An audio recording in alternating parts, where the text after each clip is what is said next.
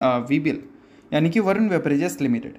But इसको discuss करने से पहले दोस्तों, अगर आपको वीडियो अच्छा लग रहा है तो वीडियो को लाइक कर दो, चैनल को सब्सक्राइब करके बेल आइकन को प्रेस कर लो। अब दोस्तों टॉपिक पे वापस आते हैं, बात करते हैं वीबीएल के बारे में। सो दोस्तों, पिछले कुछ टाइम में वीबीएल की परफॉर्मेंस नो डाउट हमें थोड़ी सी वीक ज़रूर रहती हुई देखने को मिली है। इसका अगर इंडस्ट्री पी देखोगे तो वो 75.4 का देखने को मिलता है, और इसका जो करंट पी है वो पिछले 5 साल के जो मीडियन पी है उससे भी नीचे, इनफैक्ट 60 से भी नीचे का पी पे ये कंपनी दिख रही है। अब इंडस्ट्री पी से नीचे किसी भी कंपनी का पी देखने को मिल जाए तो अक्सर बोला जाता है कि वो कंपनी अंडर वैल्यूड है, बट ऐसा नहीं है। हर बार ये चीज़ें बोलना सही नहीं होता है, क्योंकि दोस्तों अगर मार्केट किसी कंपनी को वैल्यूएशन ज़्यादा दे रही है और किसी को कम दे रही है तो दोनों का एक पॉसिबल रीज़न होता है। अब ज़्यादा वैल्यूएशन मेनली उन कंपनीज़ को मिलता है जिनकी ग्रोथ अच्छे आने की पॉसिबिलिटीज़ हैं, और कम वैल्यूएशन बेसिकली उनको मिलता है जिनकी ग्रोथ स्लो होने की उम्मीद है।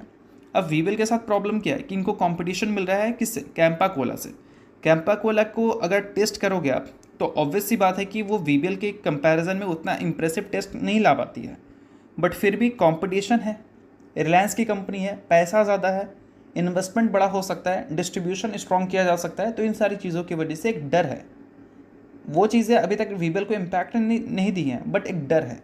और जब डर आता है सिचुएशन में थोड़ा सा बोल सकते हैं आपको चेंजेस देखने को मिलता है, तो इसका मतलब ये है कि वैल्यूएशन हमेशा उस टाइम पे टूटता है। और वही चीज़ें आपको वीबीएल फेस करती हुई दिखी है, जब इसके नंबर पिछले 1 साल में थोड़े से अनसीजन की वजह से स्लो होते हुए नजर आते हैं पहले के मुकाबले। तो इन्हीं सारी चीज़ों की वजह से वीबीएल की परफॉर्मेंस जो है उसमें भी इम्पैक्ट हमें देखने को मिली है, और काफ़ी सारे लोग इस सारी चीज़ों को लेकर कन्फ्यूज़ हैं कि वीबीएल के नंबर्स ख़राब क्यों आ रहे हैं, भाई कंपनी परफॉर्म क्यों कर रही है ऐसा।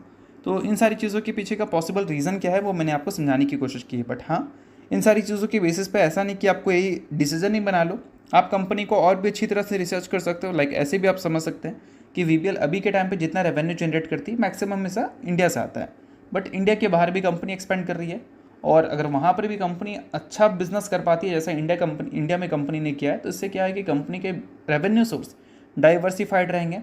कैंपा कोला इंडिया में तो परेशान कर सकती है, बट इंडिया के बाहर तो इतना जल्दी परेशान नहीं कर सकती ना, तो उन सारी चीज़ों पे भी आप थोड़ा ध्यान देना अगर आप वीबीएल के इन्वेस्टर हैं तो। बाकी मैं आपको कोई रिकमेंडेशन नहीं दे रहा हूँ, सभी चीज़ें सिर्फ और सिर्फ सीखने के लिए थी।